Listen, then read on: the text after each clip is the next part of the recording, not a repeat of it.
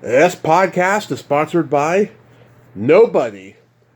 Hey dudes, welcome to Splat from the Past, the only 80s themed horror and sci-fi show where things can get totally radical.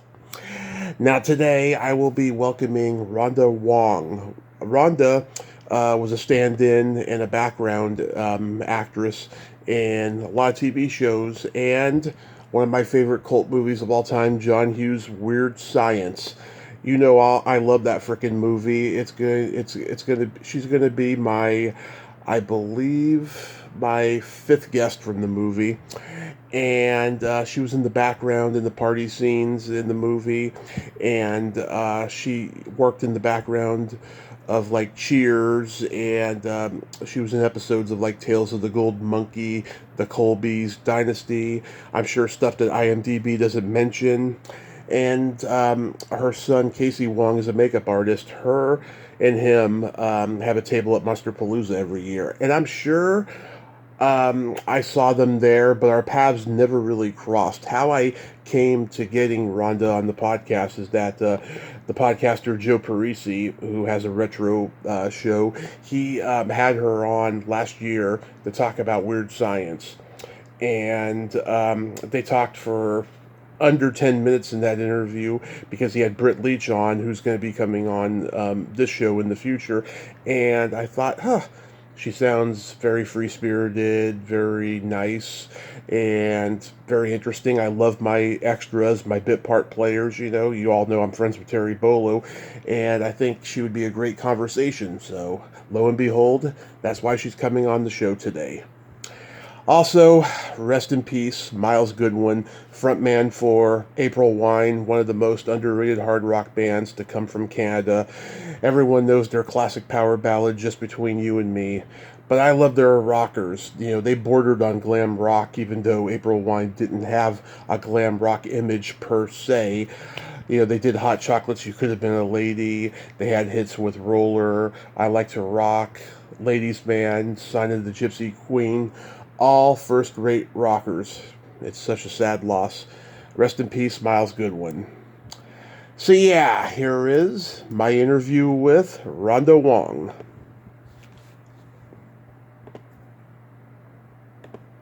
So, going back in time, I heard you say on Joe Parisi's podcast that your aunt, her name was Esther, she was a pioneering Asian woman in Hollywood. What's her full name and what did she do? Yeah, Esther Lee was her maiden name, and she married my Uncle Dan. So I know her as Esther Johnson, and she, oh my gosh, she's full of history. She's still with us, but she is, oh my goodness, she's 93 now. But yeah, she was one of the original apes in the original Planet of the Apes. I've got some great pictures of her in full makeup. Wow. But she even goes back further than that. Black and white film, and yeah, she's a wonderful, wonderful woman. But she's got a lot of film history. Yeah. Oh my God! I've been trying to get a guest for Planet of the Apes for the 55th anniversary. There's hardly anybody left from the film. Couple people, and then there's people who are like MIA. Oh yeah. But that's awesome. Yeah. Wow. Yeah. She probably knows some of the Asian actresses I know from that generation and stuff. Yeah. Right. Did she ever work Yeah. on like any of the Charlie Chan reboots or anything? Reboot? I'm not sure. She probably worked on some of the original ones. And unfortunately, she's not doing well now, so I don't know how much she'd remember or be, real mentally aware of now. But I could probably ask, her kids. They might have some history on that. But I have access to some pictures and some of that history. Yeah, she's an amazing woman. Yeah. So did she instill in you a love for the business and all that? Oh, absolutely. Yeah. She got my dad and I into the business. My dad was in real estate, and so when he semi-retired, he fell in love with the business, and he did not want to be an actor at all. But as he started doing a little bit of background work, the directors fell in love with him, and they kept putting him in front of the camera. So he's one of the main hostages in Die Hard. So as we approach Christmas, I love seeing my dad being harassed by by the bad guys in Die Hard. Oh, that's awesome. Yeah. Yeah, so, like, what, did you do school plays and community theater and all of that growing up? I really didn't. I don't really have a lot of theater background or anything like that. But when I started in the business, I just did a lot of extra work. And during the 80s, there was a ton of work for extras. Oh, yeah. And there was a Screen Extras Guild at that time when I joined. It's now no longer here.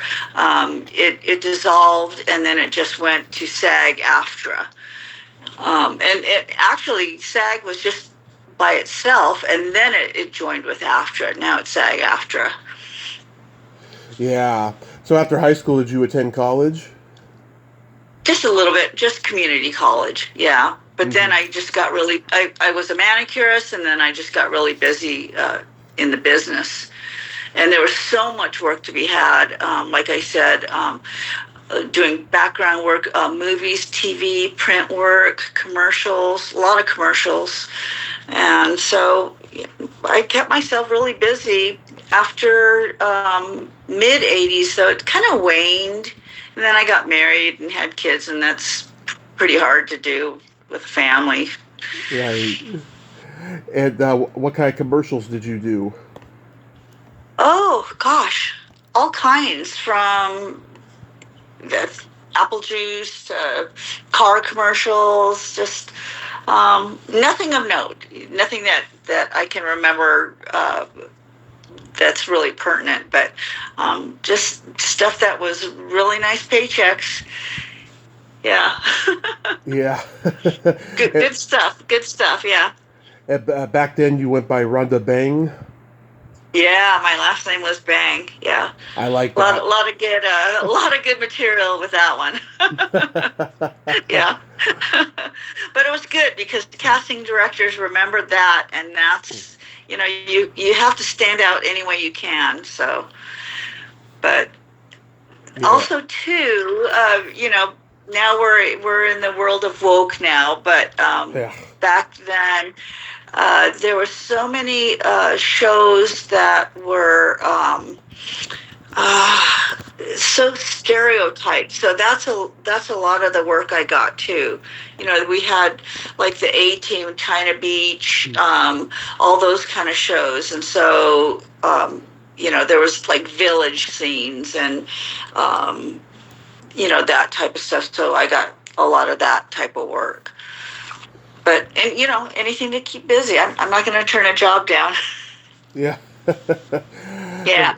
The first credit on your IMDb is Tales of the Gold Monkey, where you played a casino waitress. How was that experience? Right. Yeah, that was a good one. And I've got a couple of really good pictures. They're on my Instagram.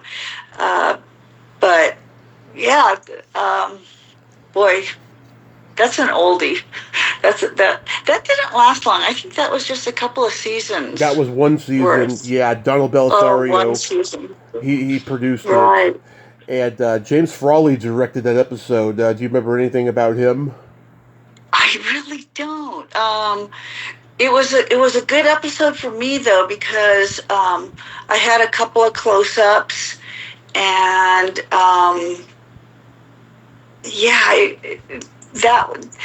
That one was a really good paycheck. I remember that though. And what we got in those days for extras, it was called a silent bit. So even though I didn't have lines, I was a featured actor. So I got a good bump. They called it a bump. And so you got extra money because you were featured on screen and you were interacting with the main actors. So I remember that. Yeah, as James Frawley, he had come from the Actors Studio, and then he became a director. He directed so many episodes of The Monkees, and he directed the Muppet movie, and like him and Jim Henson got at it on that show, and then Jim Henson never hired a non-Muppet person to direct a Muppet project again after that. Oh gosh! Wow. Oh, that's interesting. Yeah. And I was a huge fan of Stephen Collins until his pedo scandal came out. Yeah. What happened to him? He's canceled, so he's not working anymore. Right. Yeah, absolutely. Oh my gosh. And he was a really nice guy too. Yeah, and a good actor. And he was one of the actors that did not remove himself from interacting with the background. There's a lot of the main actors, they would not have anything to do with us. But he was one of them. He was fine, very friendly. Yeah, that's too bad. It's sickens too bad about with the hierarchy in this business. It really does. It's sad. Absolutely, because everyone has to start somewhere. Yeah. Yeah. Do you know Terry Bolo?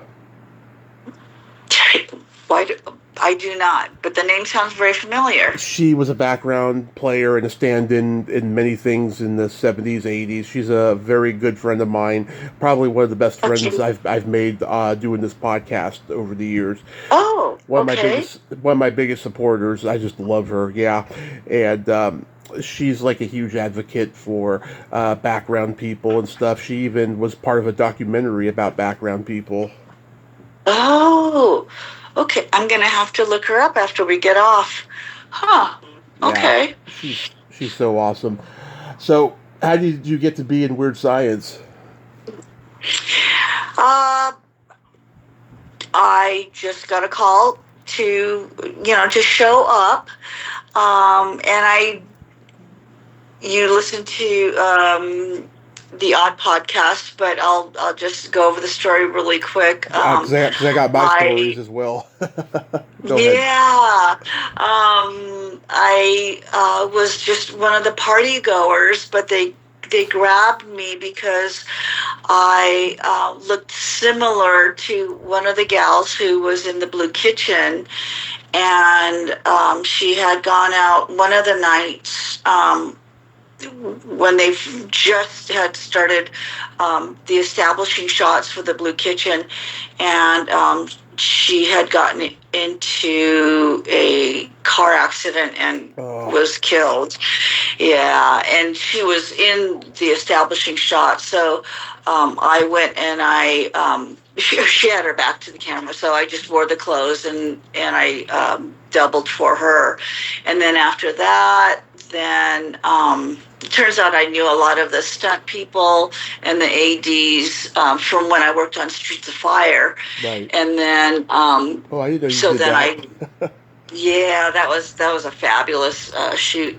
And then I just ended up being in the party scene, and then ended up being in the motorcycle scene, and yeah. But that was a good long shoot. I worked about a month on the movie. Yeah. This is the first movie my parents took me to at the drive-in when I was 2. It was on a double bill with Rambo 2. And a year later, it premiered on HBO, and we had it on tape. My mom eventually threw the tape on the roof of the house because Porky's Revenge was also on it. And so I couldn't watch that movie. And I've been so lucky. I've had Vernon Wells, Michael Berryman, Judy Aronson, Mary Steele Smith, Jill Whitlow on the podcast to talk about this movie. Good. And Britt Leach, he's going to be coming on soon. He was supposed to come on later today, as a matter of fact, but he has to wait until after the holidays. But I've always loved this movie. What I love about the movie is that it's got this positive message of, teenage boys, learning to treat women like human beings and not sex objects. Right. Right. Yeah, it has that under message. You don't really get it. It's not in your face, but Yeah, you're understanding it as you're watching it. Yeah. absolutely. So that party scene, that was like shot in 3 weeks, right? Yeah. It seemed longer. Yeah. It was long. It must have But been a. it was so much fun though. I mean, it had such a fun vibe to it. I Mhm. mean, it did feel like a party, and everybody was so positive. I mean, I've been on shoots before that was like you could not wait for it to be over. It's like this is lasting so long. I just want it to be over. But no, that was just so much fun. Everybody was great. Yeah. Yeah, like it must have been a lot of laughs with Vernon and Berryman there. And Michael is such a wonderful human being. Yes. Just a wonderful human being, period. Yeah. When I met him at Son of Monster Palooza for the first time in 2016, uh, he gave me a health lecture, I remember, and he wrote something down on a piece of paper, and I still have it somewhere. And Oh. then I met him again 2 years later at another con, and then I had him on the podcast in 2020, and he was depressed because it was at the time of the election, and we talked for 30 minutes on the phone unrecorded the day before, and he was just going on and on, Trump this, Trump that, I mean, I had never I had never seen the guy depressed like that ever. Yeah. He is a very sensitive human being. Yeah. And yeah. Well, when we worked on Weird Science, I don't know where he lived. It was quite a drive away from Universal. Mhm. And so he'd drive his van down and parked it in the lot outside the soundstage. And he had his little kitten in there, and we'd go there at break time and go feed the cat and play with the kitten. He's a huge animal lover and Oh yeah. huge advocate for animals. And we made friends, and in those days it was before internet, so we were pen pals for quite a few years after we wrapped. But we still keep in touch now too. But he's just, I can't say enough good things about him. Yeah, I gotta Great get his guy. book. I heard it's Really pretty good good. guy. Yes, and I have not read it, so shame on me. And in one of the this print interview that I saw, you said that you talked with Kelly LeBrock about nails the whole time. Yes, she wanted them, and we never got together. Well, I mean, she was so busy during those days. Very Yeah, I mean sought after. that's my kind of conversation. I've been painting my toenails since I was 13. Good for you. Absolutely. I guess. Did you talk with the biker chick Jennifer Balgobin? I did not. She was very sweet, but no, and she didn't really hang out with everybody. She kind of went back to her trailer. But yeah, no, I didn't. Yeah, she's been on my bucket list since day one. I found out that a guest I had on recently knows her. I'm going to try to make it happen next year for the 40th anniversary of Repo Man. She was in that. Okay. Is she still working now? No, she wrote a book 10 years ago, and for some reason she hasn't written another one. I don't know what she's doing nowadays. Okay. Yeah. Cute gal. Oh, she's adorable. Yeah, they did a good job of making her look ugly with that makeup, you know. Yeah. Yeah. Yeah. It was a motley crew for sure. The biker with the leather face, he was scary and he growled like a dog. And he was darling. He was so shy, and even in between takes, we'd all just kind of sit around, but he would barely say 2 words. Super, super shy. Yeah, not what he looked like. Personality did not match. Well, they never do, No.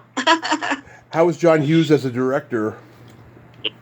I did not see him. I saw him from afar, Uh-huh. but not. I didn't have any interaction with him, or not, I mean, not that I would have, but I didn't ever get close enough to even get a feel about him. Yeah. And Judy and Suzanne were nice? Darling girls. Mm-hmm. Yeah. Just so sweet.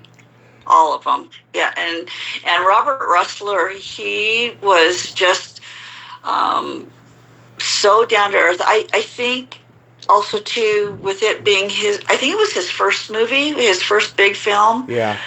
Well, Downey, just so kind and so sweet. Well, actually, Downey had done Firstborn with Christopher Collet and Sarah Jessica Parker, whom he was dating at the time, and Tough Turf with James Spader. So I think this was his third movie. But Russler, okay. I think it was Russler's first, and then he did Nightmare on Elm Street 2 right after that. And Downey drove him to the audition because he also auditioned for his part. Oh, how funny! Yeah. Yeah. Yeah. I found you. I found you in the movie. Oh. you and the guy in the gray sweater are hiding against the side of the bookcase when they say "girl schmerls." Yeah. Yeah, I've got a couple of saved videos from there, and then I've got a great picture. Me and one of the stand-in gals with Robert Russler and Robert Downey Jr. So I'm so glad I had my little, 110 camera. The film was 110 in those days. It was crazy. I mean, the resolution's horrible, but I'm glad I had what I had. Yeah, another guy who was at the party that later went on to work a lot was Wally Lingham.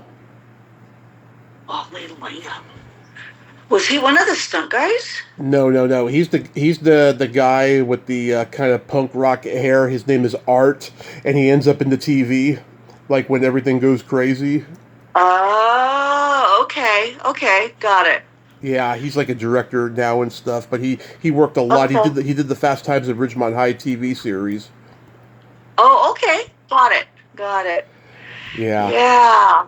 That Blue Kitchen cracks me up, I'll tell you. That because the people who are in there at the time it turns blue, their clothes turn blue as well. Right, exactly. It's hilarious. Yeah, they did a lot of work, and that for being on a soundstage, that house was literally a house. I mean, they did such a bang up job on that. It was crazy. Yeah. Now go back to Streets of Fire though. I love that movie. I think it's Walter Hill's most underrated film. It's kind of a oh my God! It's kind of a continuation of The Warriors in a weird way, but with rock and roll, and kind of has a 1950s vibe to it. Oh yeah, but in the 80s. Yeah. Yep. Like so. Yeah. So what did you do on that? I was just about in every single scene. You'll never see me because I was friends with the AD, the first AD. Mm-hmm. So as long as I kept hidden, I could just keep working. So I basically worked the whole movie. I made so much money, I bought a car from that movie. But yeah, I love that movie too. The soundtrack is incredible. Yeah, Dan Hartman's "I Could Dream About You." Yeah. Oh my God! And the blasters that let's see. I think we shot that. That one took about a week to do that, but watching and hearing the blasters live, oh my God, that was incredible. I talked to Stoney Jackson a few years ago. Good guy. Yeah. Then you did Cheers episodes. What was that like? I did. Good. Kind of boring and long. Yeah, kind of tedious. But it's Cheers. So just to say you worked on Cheers, good. But you had all these talented like actors there, and they must have been making everybody laugh because they're so good. Right, exactly. And, once in a while they'd have guest stars on, so that was always exciting to see, who'd show up there. Same with Chips. I worked on Chips. I worked on St. Elsewhere. And, I look back on St. Elsewhere, and the people who were just starting in their careers on that, it's like crazy. Just their budding careers on that show. Did you ever do background in any of the Gary Marshall sitcoms? Let me think.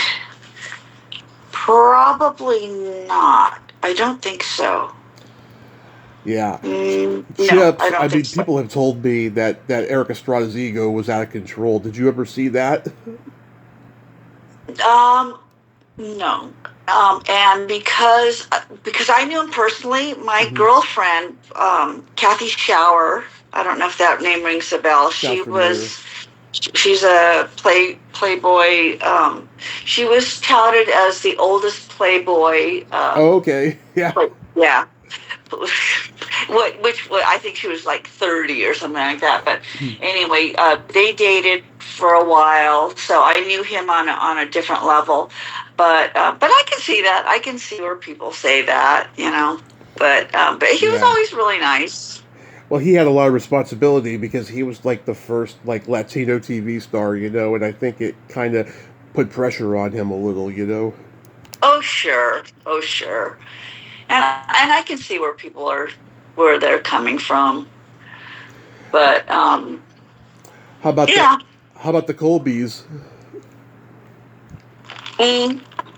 Yeah, I was Alexa's manicurist. So the Central Casting knew I had my license. So whenever there was that kind of a role, then they put me on that. So, and she was really nice. Joan Collins was wonderful. I was a little intimidated when I went, but she was really, really sweet. You're one of the few people I've heard say that. I can see that too. That's why I was so nervous. I thought, oh geez, what am I gonna be up against? Because it was her and me only in the scene, but she was really sweet. Yeah. Dynasty, I'll tell you, my dad used to get woken up by my mom watching that show because the theme song was always blasting. Wow. Gosh, all these 80s shows. I know. So we know how inaccurate IMDb is. Are there any other credits that they didn't mention that you'd like to mention? I mean, you've mentioned Streets of Fire and stuff like that, but are there any more? Oh gosh, not offhand. I can't think of, not offhand. Did you ever do Hill Street Blues? I did not. I knew the AD and I kept asking him, can I work? And he said I wasn't grungy enough. So, yeah. how about Scarface? Which one? I worked on Scarface. Oh, I just interviewed somebody from Scarface earlier this year. I'm trying to remember her name, but go ahead. What happened on there? Let's see. I worked on several different scenes on that one. It was good. It was fun. Al Pacino was pretty much in character when they weren't when he wasn't in front of the camera, so that was interesting. Let's see, Blade Runner. I worked on Blade Runner. Oh, my favorite sci-fi movie of all time. Tell me about that. That was a rough one because we'd start like at 5 at night and then go all the way till like 7 in the morning, and it was cold and sometimes wet. They'd put the rain on. I was in a scene where I'm what's her name? When she is running through the plate glass. Oh, shoot. Oh, is it Daryl Hannah? No, the other gal. Sean Young? Keep going. Or Joanna Cassidy? Joanna Cassidy, yeah. Right. And she's running through the plate glass. But that was a really good scene. But I worked on that one a couple of weeks. That was fun. Do you know D. Giffen Scott? No. Yeah, she was an extra in a lot of stuff. She was an extra in Blade Runner. She's the girl that what's his name talks to at the bar in that one scene. Okay. Yeah, I tried to get her on. I tried to get her on here last year. She was a little crazy, so it didn't happen. Oh, okay. It was Ava Lazar was the girl from Scarface. She plays the tennis girl in it. Oh, okay. She was who I talked to, yeah, and she was one of the Playboy models in Fast Times at Ridgemont High when Spicoli has that dream that he wins the surfing contest. Yeah, she's one of the girls. I love that. Yeah. Oh, good for her. Yeah, that's classic. Good for her. Yeah. That's so cool you got to be in Blade Runner. I am so happy about that. So, yeah, next time I watch that, I gotta look out for you. You won't see me. Well, they had us so covered up. A lot of us had big hats on, big overcoats, and then I was a hooker, but then, I was like off in the background too. So, yeah. Yeah, well, at least I know you're not the Asian girl on the billboard. Yeah, exactly. I think I tried to look for her at one point, too. Yeah, so your son, Casey Wong, is a makeup artist in horror. How long has he been doing that? It is. Oh, my goodness. Well, unofficially, he started at 9, and he's been training under the wings of Hollywood's best effects artists. Mm-hmm. And so right now, he's waiting to hear, since the strike is over now, to go back to The Mandalorian. Uh-huh. And he does all the creatures on The Mandalorian. So that's a great gig. But right now he's doing Grinchmas, because he's got to stay employed. Mm-hmm. But he's been doing that since he was in high school, and he's working under McGee Effects, and they do Halloween Horror Nights, and then that just rolls into Grinchmas at Universal. So, yeah, but he's at Palooza and Son of Palooza twice a year, every year, but. Yeah, I can't believe our paths never crossed, Yes, absolutely. Because it's coming up. Yeah, because I started going in 2016 just by sheer chance. Me and my friend were going out to LA for 8 days, and we're like, what are we going to do Sunday? Just rest after the trip? And I was like, nah, I kind of want to do something. And then my friend Catherine Mary Stewart posted that she was going to be there with Kelly Maroney. I was like, oh, yes, we are going. We are going. And so I went there. And I met Kathy and Kelly. I met Robert Hayes, David Naughton, Fred Williamson, Brink Stevenson, Kathleen Kinmont, Kimmy Robertson. It was so surreal. Yeah. I mean, that's right up your alley. That's where you'd be right at home. Yeah, it was my first horror con ever. I had gone to my first Comic-Con a few months before that. I'm a late bloomer going to the cons. And I was like, holy shit, this is awesome. I've become somewhat disillusioned with them now that, I've been doing this podcast 6 years, and I've learned about the business, and I've had some negative experiences meeting people at cons that it makes me see it differently now, Yeah. Well, we've been to so many of them, and I really feel that Monster Palooza is the top shelf the best horror con. The best. It really is. Yeah. It's not cheesy. It's family friendly. Mm-hmm. Some of them are they're not good for kids. They're this. I wouldn't bring a child there, but no, Monsterpalooza it's great. It's something for everybody. It is the best. It's just the con I fell in love with right away because they have such a variety of people. Everybody who's in LA, and I love it. And my jaw will drop when I'll see the lineup every year. I haven't gone since 2019, but like this year I saw Ed Begley Jr. was there. Greg Moffat from Robot Monster. I actually interviewed him back in October, and my God, it's just amazing the people that they pull out over there. Absolutely, absolutely. Well, it's coming up, so we will meet in person for sure. I hope so. I hope I get to go next year. It's during the weekend of my birthday. They're starting to have them like my birthday weekend now. Oh boy. Well, I hope to. Well, if not this one, then maybe in the fall then. Yeah, and I used to see Ron Jeremy there every year. Oh yeah. Yeah, we've bumped into each other many times. Yeah, it's funny. The first time I saw him there, I was outside looking for my friend, and Ron Jeremy was sitting down on the bench looking at his phone, and he looked up at me and he saw that I was walking with a cane. I walk with a cane because of my car accident I had, and stuff. Oh. And he said to me, "Hey man, why are you standing there? I'm about to go. Why don't you come sit over here?" And I'm like, "Oh, thank you, Mr. Jeremy. That's awfully nice of you."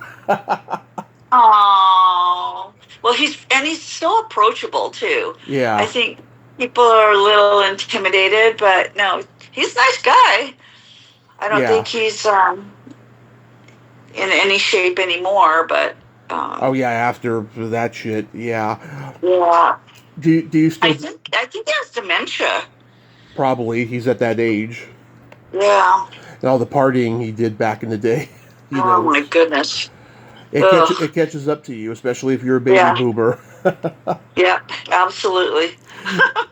Do you still do nails? I don't at all anymore. I let my license go, and yeah. My mom cut hair for quite a while, 70s, 80s, and then she had to make a real living, so she worked for the cable company for almost 30 years, and, that's where a lot of my cinephilia was formed. Ah, that makes sense.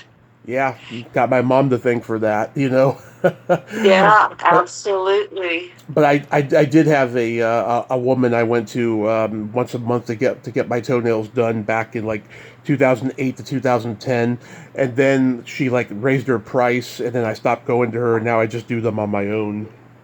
Yeah. Well, some of the Vietnamese shops, they're not that expensive. You can get a pretty reasonable price. Yeah, I don't know. Just inflation has gone up in so many places. Like my mom wanted to get her hair done recently, and she couldn't believe like how much it was. It was like $80 or something like that. Yeah, everything is so expensive now. It's terrible. Everything. So real quick, we gotta play my secret silly game. This is okay. Oh no. Okay. It's fun. This is a series of silly slumber party questions. It's no win or lose. It's just pure fun. And how the game works is I ask you the question and you answer it. Then you ask me that exact same question and I answer it. And then feel free to comment on the answers because they might be funny. Okay. Rhonda, are you ticklish? I am. Are you ticklish? Yes, and if you tickle me without warning, though, I might hit you in the groin. Okay. Is your belly button an innie or an outie? It's an innie. Is yours an innie or an outie? It is also an innie. Okay. What color are your toenails currently painted? Lilac. What color are yours? Right now they're not painted, but last time they were purple lavender. Oh, okay. Yeah. Almost the same. I'm thinking of doing red, green, and white for Christmas. Like every other? Exactly. Makes sense. I might do that. Okay. What would you say is your best personality trait? My sarcasm. You haven't been that sarcastic during this talk. I have not. I have not. It hasn't, but it hasn't arisen though. There's not been the opportunity, I don't think. Nice. For me, I have. What about yours? Yeah. I have empathy and I have no filter. Okay. If you could have anything named after you, what would it be? A food dish. How about you? A vibrator. Oh, the Tommy, the Tommy knocker. The Tommy Chatsy. And then my favorite question, is there a stinky smell that just makes you gag? Oh, vomit. That's a popular one. That has to be it. What about you? Either farts or feet. Oh, God. Yeah. Well, that's a game and a half. I have not sworn once this whole interview because earlier you said, go ahead and cuss if you want because I'm not easily offended or whatever, but I haven't felt the need or the opportunity that I needed to do that during this whole interview. Well, fuck it. Shit. Absolutely. Rhonda, thank you so much for coming on today and having you're welcome. It was fun. This fun little talk, yes. And let's connect on Facebook. And Absolutely. if I make it to Mustardpalooza by a miracle, hopefully next year, I will come by your table and say hi. Yeah, there's people there that have tables that I've known for a long time, like Mark Chavez or. Ken Hall and his wife Amanda, who's a good friend of mine, they have a table there. Oh, sure. Yeah. They haven't been there for a while. Yeah, because they're in Palm Springs now. Right. You have yourself a Merry Christmas and a Happy New Year. You too. It was great talking to you, and I'll see you online. See you online. Okay. Okay. Bye. Bye-bye. Well, there you have it. Rhonda Wong, ain't she a sweetheart? Oh my God, she is fun and funny. I'm so glad we could have that talk today. I really enjoyed talking with her, and I hope I get to meet her at Mustardpalooza next year. Well, until next time, this is Tommy Throwback Kovac saying, there's no shame in living in the past because the present sucks. Liar, dudes.